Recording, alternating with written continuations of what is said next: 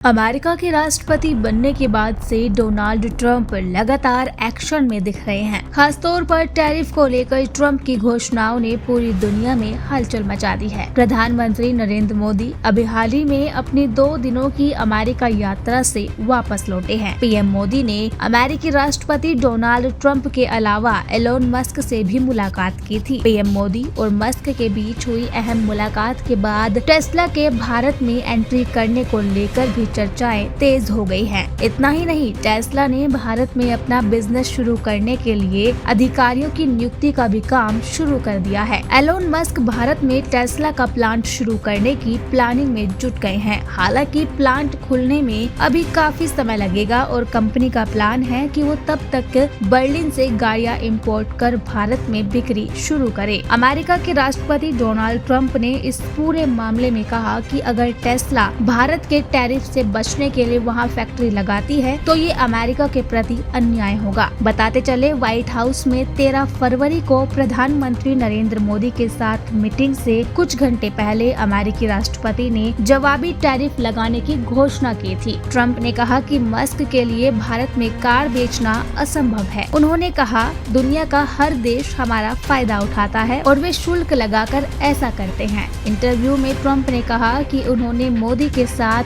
Tariff के मुद्दे पर चर्चा की। ट्रंप ने कहा कि अमेरिका भी भारत पर जवाबी शुल्क लगाएगा। उन्होंने साफ शब्दों में कहा था कि भारत हमसे जितना टैरिफ वसूलेगा, हम भी भारत से उतना ही टैरिफ वसूलेंगे। बताते चले कि टेस्ला भारत में प्लांट लगाने के लिए अलग अलग राज्यों में जमीन की तलाश कर रही है और उनकी इस तलाश में महाराष्ट्र टॉप पर है। भारत इलेक्ट्रॉनिक गाड़ियों पर करीब 100% इम्पोर्ट ड्यूटी लगाता है, जिससे विदेशी कंपनियों के लिए यहाँ कारें बेचना काफी महंगा हो जाता है। सरकार की ये पॉलिसी से देश की घरेलू ऑटोमोबाइल कंपनियों की रक्षा करती है। हालांकि पिछले साल मार्च में भारत ने एक नई ईवी पॉलिसी पेश की थी, जिसके तहत अगर कोई कंपनी भारत में कम से कम $500 मिलियन का निवेश करती है और देश में प्लांट लगाती है तो इंपोर्ट ड्यूटी को घटाकर 15% कर दिया जाता है। S&P ग्लोबल रेटिंग ने बुधवार को कहा कि अमेरिका के जवाबी शुल्क का भारत पर कोई खास प्रभाव नहीं होगा। इसका कारण ये कि अर्थव्यवस्था को घरेलू कारकों से गति मिल रही है, जबकि निर्यात पर निर्भरता कम है। एशिया प्रशांत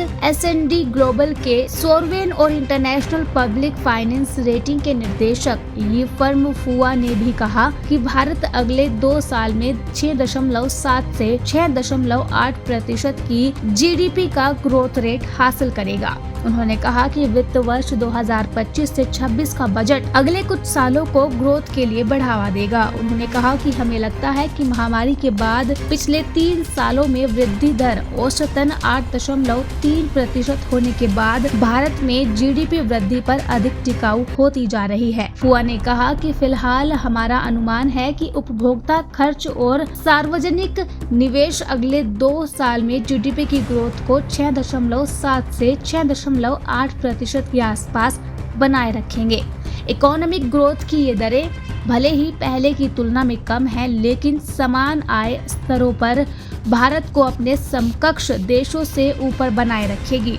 हमारा मानना है कि इनकम टैक्स में कटौती के बावजूद रेवेन्यू में तेजी जारी रहेगी। आधिकारिक अनुमानों के अनुसार भारत की आर्थिक वृद्धि दर चालू वित्त वर्ष 2024 से 25 में 6.4% रहेगी, जो 2023 से 24 के 8.2% से कम है।